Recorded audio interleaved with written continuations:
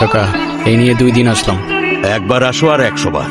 আমার জবাব একটাই, আমার জমি আমি দেব না। এখানে বড় একটা ফ্যাক্টরি হবে, আর 10 জন কাজ করার সুযোগ পাবে, আপনার এলাকা উন্নত হবে। আর সেটা যদি হয় লাভটা কার?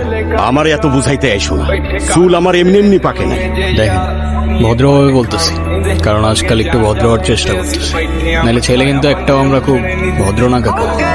শোনো, তুমি আসো আর তোমার বাপ, জমি আমি এইটা দেব না। হে কাকা, বাপে যাওয়া উচিত হয় না আপনার।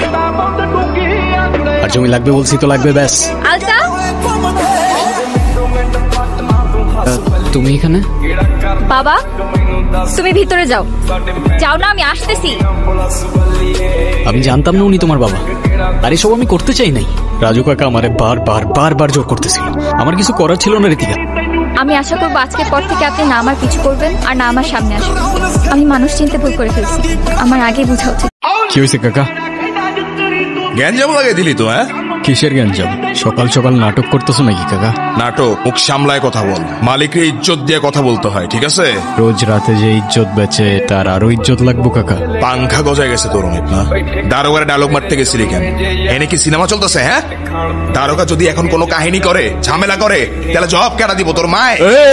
মানা আমার মা নিয়ে কোনো কথা বলবো না, জানে মেরে দিব, লাশ ফেলে দিব, এখানেই পুঁতে দেবো সালা। বেগম জান, ও তোমার সামনে আমারে মারার কথা বলতেছে আর তুমি বলতেছো আসতে? আচ্ছা ঠিক আছে, মালার জন্য খুব ভালো একটা খদ্দের পাইছি, ওরে নিয়ে আইতেছি।